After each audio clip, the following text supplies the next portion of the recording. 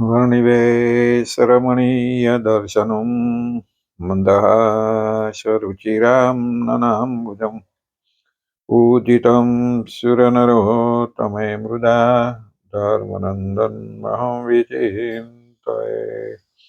विसहजानंद स्वामी महाराज जय श्री हरि कृष्ण महाराज। સૌવાલા ભક્તોને ભાવથી જય સ્વામિનારાયણ, જય શ્રી કૃષ્ણ। આજે પણ 119મો ભાગ જોઈશું।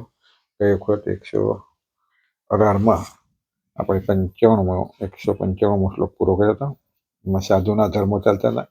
એટલે સાધુએ એમાં એવું આવ્યું હતું કે સાધુએ ગૃહસ્થના ઘેર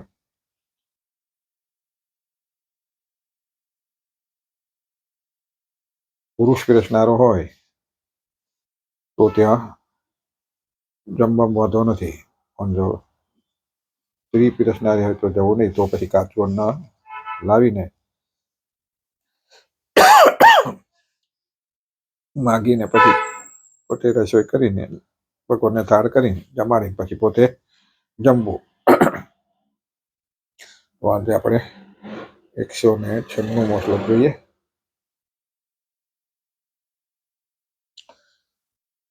આર્ષભો ભરતઃ પૂર્વ જડ વિપ્રો યથા ભુવિ અવર્તાત્ર પરમહંસૈ વૃત્યમ તદૈવતિઃ। એનો અર્થ થાય છે, પૂર્વે ઋષભદેવ ભગવાનના પુત્ર જે ભરતજી તે જે તે પૃથ્વીને વિશે જડ બ્રાહ્મણ થકા જેમ વર્તતા હતા, તેમજ પરમહંસ એવા જે અમારા સાધુ તેમણે વર્તવું। સાધુને કઈ રીતે વર્તવું તો મહારાજ કહે છે કે અમારા આશ્રિત પરમહંસ એવા સ્વામિનારાયણના સંપ્રદાય જે સાધુ છે એટલે એમના આશ્રિત થયા ને, એટલે એવા આશ્રિત પરમહંસ એટલે સાધુઓ જે સાધુ પુરુષો હોય તેમણે પૂર્વે ઋષભદેવના પુત્ર ભરતજી આ પૃથ્વી ઉપર જડ બ્રાહ્મણ થકા જેમ વર્તતા હતા એમ વર્તવું। જેમ જડ કહેવાય, જડ ભરત કહેવાયા।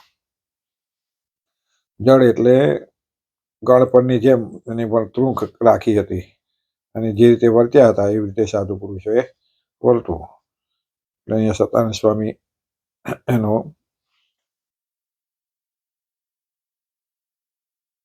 સાર જાણતો કહે છે કે પૂર્વજન્મમાં ઋષભદેવના પુત્ર ભરત નામના રાજર્ષિ ત્રીજા જન્મમાં જડ વિપ્ર થઈને પૃથ્વી ઉપર જેવી રીતે વર્તતા હતા એવી જ રીતે પરમહંસ એવા જે સાધુ પુરુષો હોય તેમણે વર્તવું।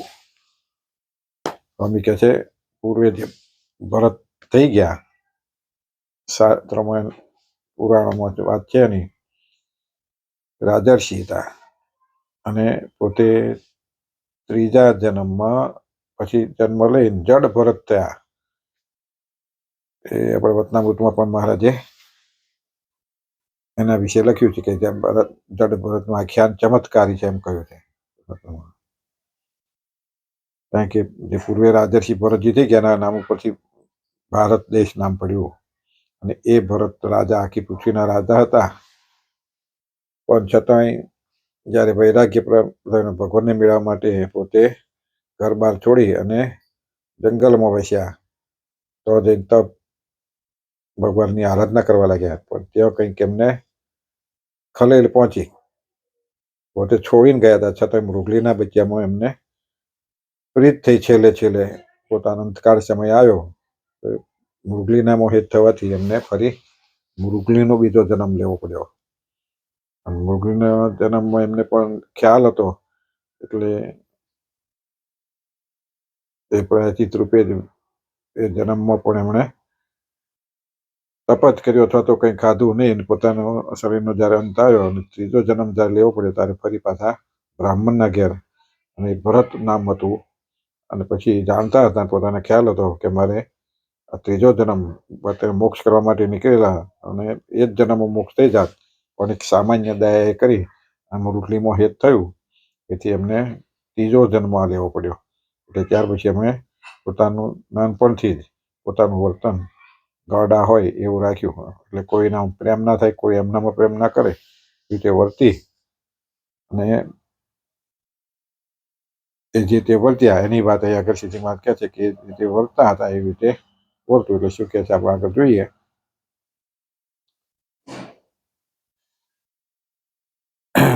એવી જ રીતે પરમહંસ એવા જે સાધુ પુરુષ હોય તેમણે વર્તું. જો કે પરમહંસ ખરી રીતે ભગવાનનો વાચક શબ્દ છે. તો ત્યાગી સાધુ ભગવાનની ઉપાસના કરનારા છે. સાધુ અહીંયા કે પરમહંસ એવા જે સાધુ પુરુષો એમ વર્તું. એટલે પરમહંસ ખરી રીતે ભગવાનનો વાચક શબ્દ, ભગવાન માટે વપરાતો શબ્દ છે. પણ છતાં અહીંયા આગળ ત્યાગી સાધુ ભગવાનની ઉપાસના કરનારા છે. જેથી ભગવાનના સંબંધને લઈને ત્યાગી સાધુને પણ પરમહંસ સૌથી શબ્દથી કહેલા છે. કારણ કે ભગવાનના ઉપાસકો છે, ઉપાસના કરનારા છે. અને એમને ભગવાનની સાથે સંબંધને લઈને એમને પરમહંસ કહેવામાં આવે છે. આવા પરમહંસો લોક અને શાસ્ત્રમાં બે પ્રકારના પ્રસિદ્ધ છે. આવા પરમહંસો કે છે લોક અને શાસ્ત્રમાં બે રીતે પ્રવર્તેલા આવે છે.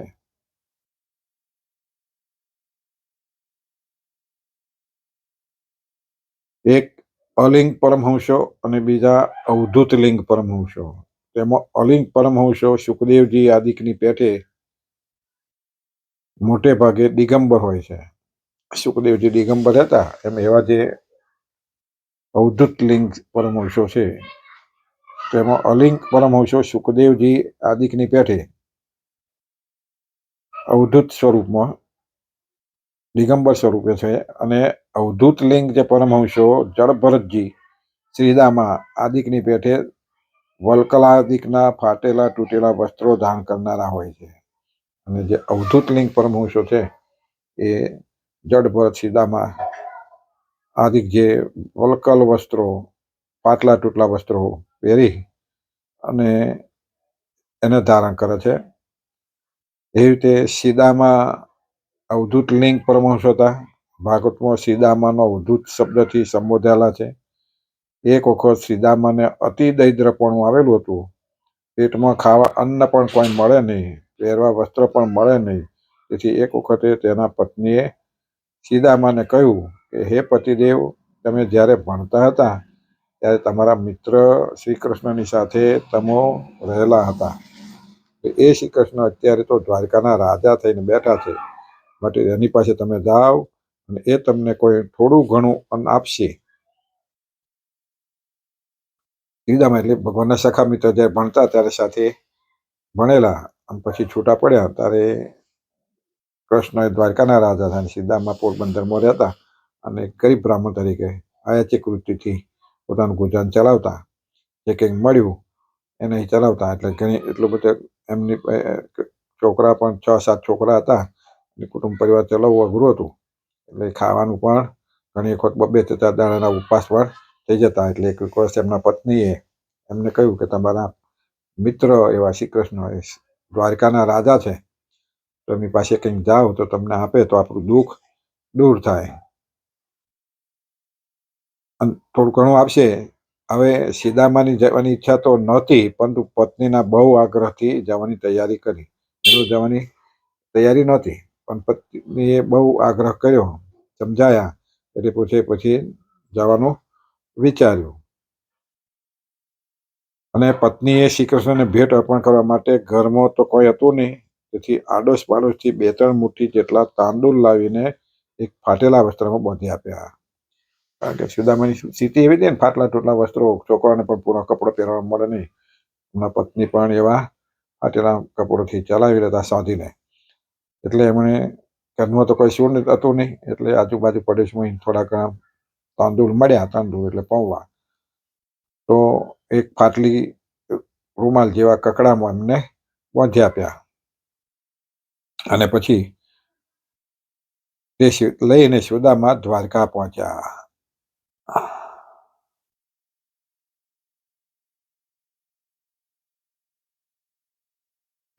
અહીંયા શ્લોક છે.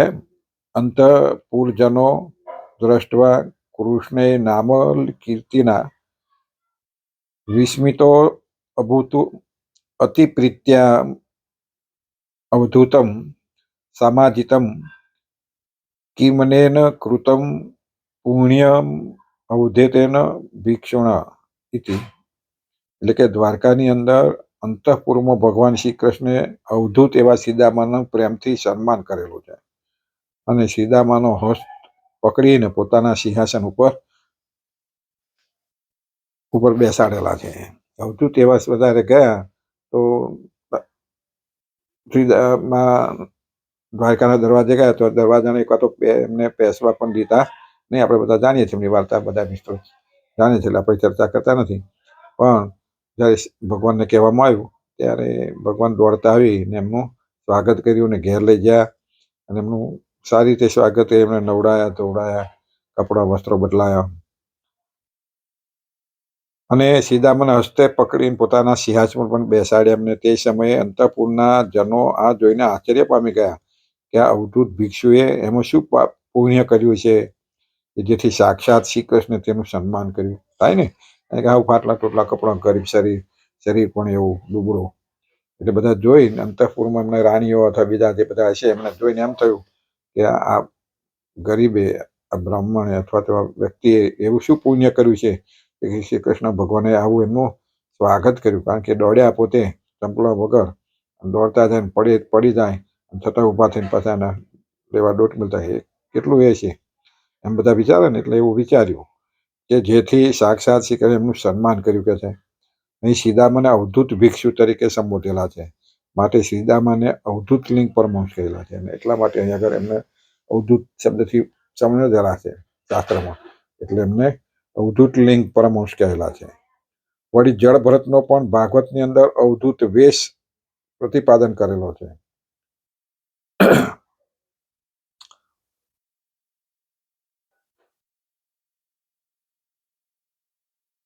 જળ ભરત માન અપમાનથી રહિત હતા, સ્નાન પણ ક્યારેય કરતા નહોતા.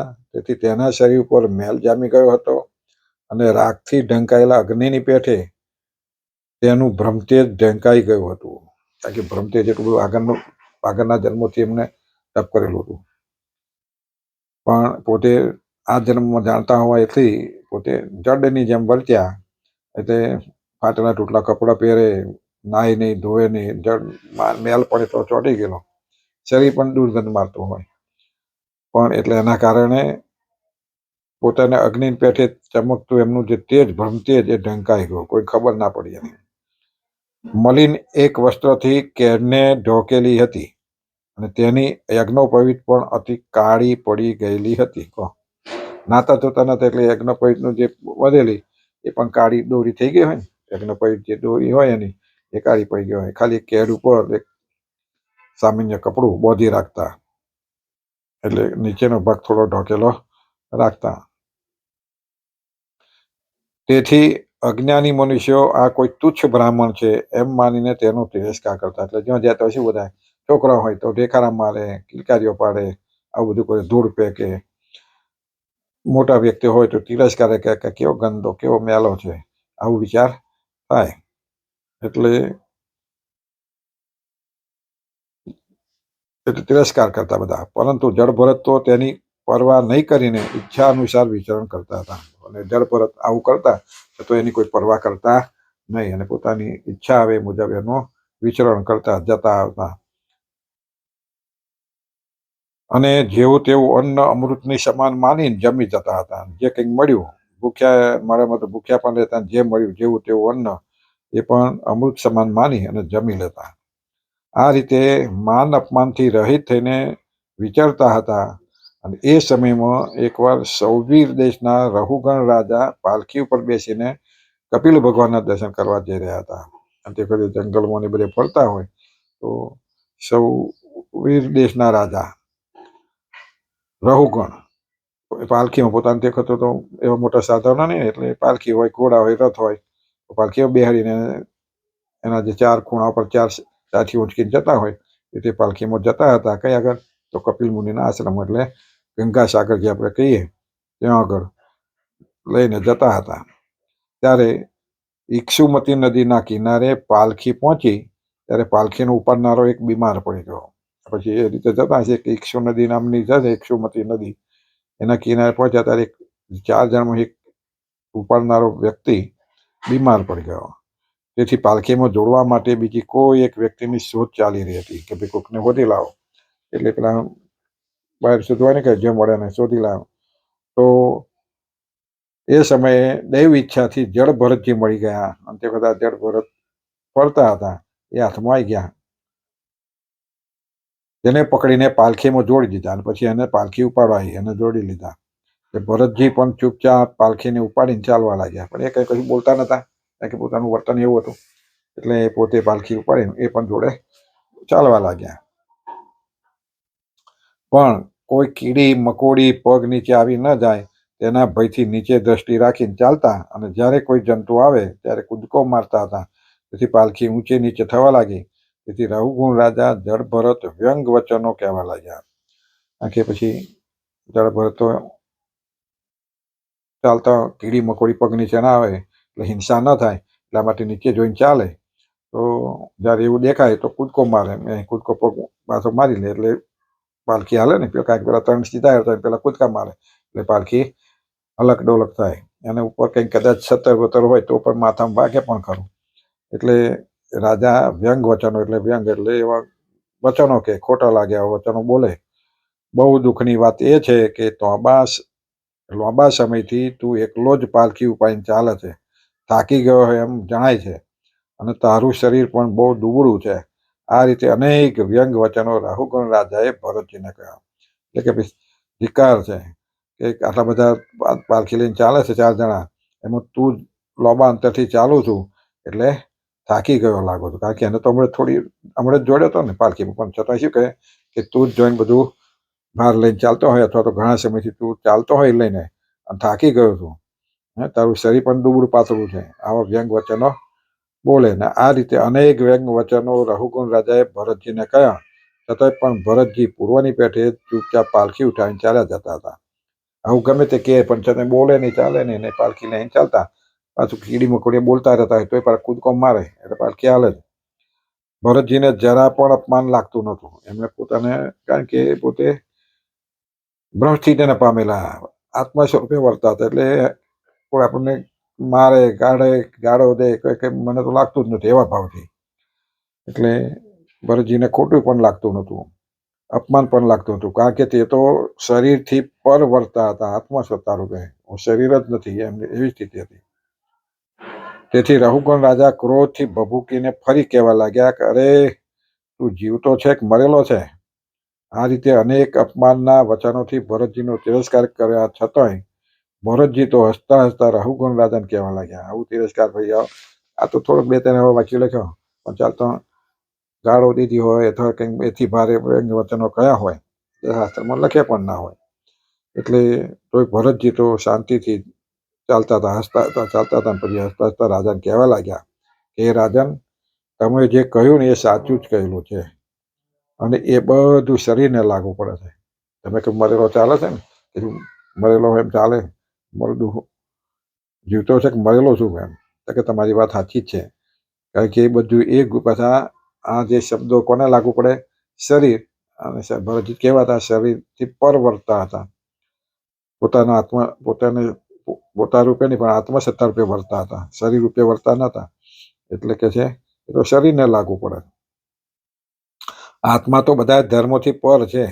આત્માને કોઈ કશું થયું નહીં, બધા ધર્મોથી પર છે. આત્મા નથી પાતળો કે નથી જાડો, આત્મા નથી મૂરખ કે નથી ડાયો.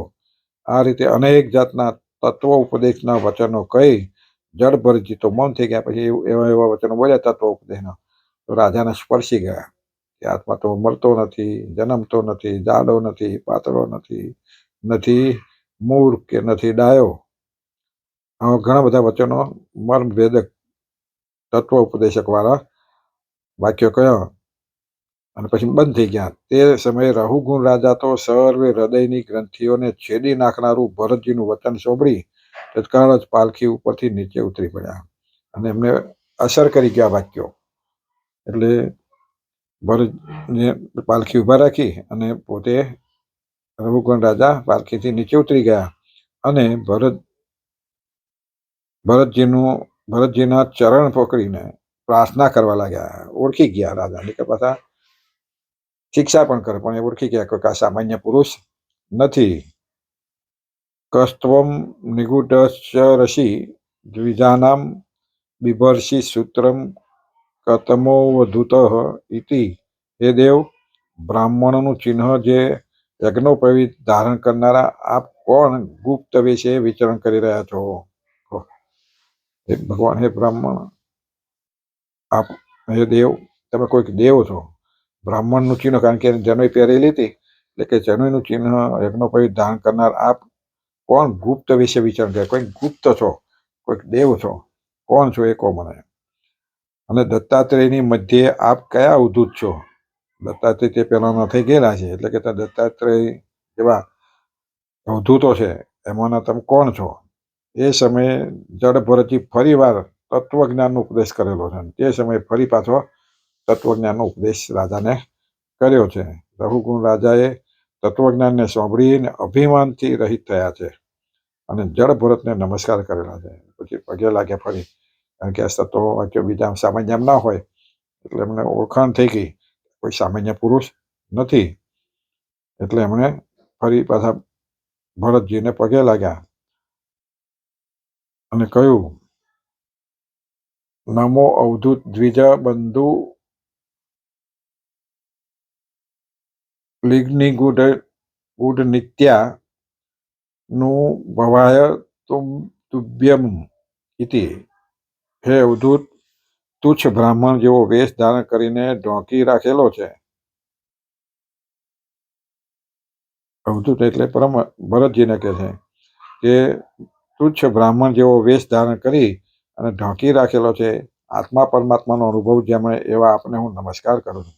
તમે ખાલી એક બ્રાહ્મણનો, તે પાછા સામાન્ય પર તુચ્છ બ્રાહ્મણ એવો બ્રાહ્મણનો વેશ ધરી અને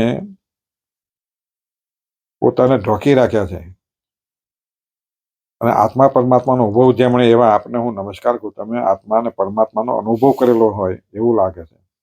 અહીં રઘુકુળ રાજાએ જડ ભરતને એ અવધૂત આ પ્રમાણે સંબોધેલા છે. એ રીતે અહીં અવધૂત શબ્દ સાંભળવા માટે આખું આ ઉદાહરણ કહ્યું. અહીંયા રઘુકુળ રાજાએ જડ ભરતને અવધૂત કહેલા છે, કારણ કે એમણે થોડું વસ્ત્ર પહેરેલું છે. દિગંબર હોય તો વસ્ત્ર પહેરેલું ના હોય, માટે જડ ભરતને અવધૂત લિંગ પરમહંસ કહેલા છે. આ રીતે અલિંગ પરમહંસો હોય કે અવધૂત લિંગ પરમહંસો. અલિંગ એટલે દિગંબર અને અવધૂત લિંગ, અવધૂત એટલે થોડા ફાટલા ટોટલા થોડા કસ્ત્રો પહેરેલા હોય એવા. એ બંનેની ભગવાનની ઉપાસના આવશ્યક છે. બંને હોય, બંને પ્રકારના પરમહંસો હોય, અલિંગ અને અવધૂત લિંગ જે હોય તે, પણ કે ભગવાનની ઉપાસનાની આવશ્યકતા છે. અને ઉપાસનાની પેઠે સ્વધર્માદિકનું પાલન કરવું એ પણ આવશ્યક છે. અને ઉપાસનાની છે આજ્ઞાનું પણ પાલન કરવું,